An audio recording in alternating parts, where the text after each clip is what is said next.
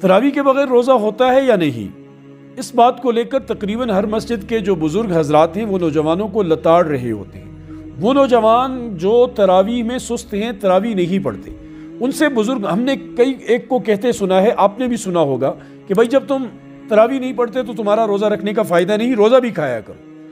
تو جہاں نوجوان غلط کرتے ہیں، تراویح کو نہیں پڑھتے، تراویح کی نماز نہیں پڑھتے، اپنا نقصان کرتے ہیں، وہیں یہ بزرگ بھی غلط کرتے ہیں انہیں یہ کہہ کر کہ تم جب تراویح نہیں پڑھتے تو روزہ بھی نہ رکھو۔ یہ غلط بات ہے، یہ دونوں غلطی پر ہیں، کیونکہ یہ دونوں عبادتیں ہیں اور دونوں عبادتوں کا تعلق ایک دوسرے کے ساتھ ڈیپینڈ کا نہیں ہے، یعنی ایک عبادت دوسرے کے اوپر موقوف نہیں ہے کہ روزہ تراویح پر موقوف ہو یا تراویح روزے کے اوپر موقوف ہو، ایسا نہیں ہے۔ ایک دن کی عبادت ہے اور ایک رات کی عبادت ہے۔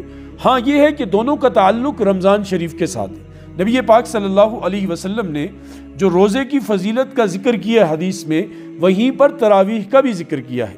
آپ علیہ السلام نے فرمایا کہ من صام ایمانا و احتسابا غفر له ما تقدم من ذنبه، کہ جو آدمی روزہ رکھے ایمان کی حالت میں ثواب کی نیت سے، اللہ اس کے پچھلے گناہ معاف فرما دیتے۔ وہیں یہ بھی فرمایا کہ من قام ایمانا و احتسابا غفر له ما تقدم من ذنبه، کہ جو رمضان میں تراویح میں قیام کرے، تراویح پڑھے، تو اس کے ایمان کی حالت میں ثواب کی نیت سے اللہ پاک پچھلے سارے گناہ معاف فرما دیتے۔ اس لیے تراویح نہ پڑھنا اپنی جگہ گناہ ہے، لیکن اس کے نہ پڑھنے سے روزہ نہ ہو یہ بات غلط ہے، اور یہ بات تو انتہائی خطرے کی ہے اور انتہائی ڈر کی بات ہے کہ سنت کو ہلکا سمجھ کر چھوڑ دیا جائے۔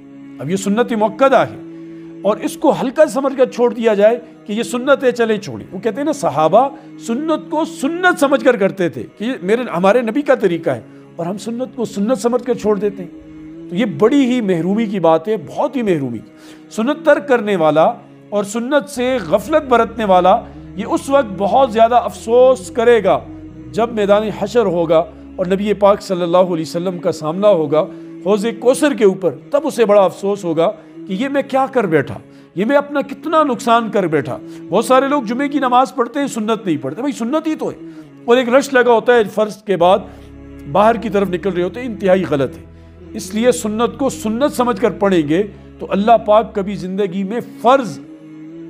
میں فرضوں سے محروم نہیں کرے گا، اور خدا نہ خواستہ اگر سنت کو سنت سمجھ کر چھوڑیں گے تو جب ہم حضور کے عمل کو ہلکا سمجھیں گے تو ہم خود کو اللہ کی نگاہ میں بھی گویا کہ ہلکا بنا لیں گے۔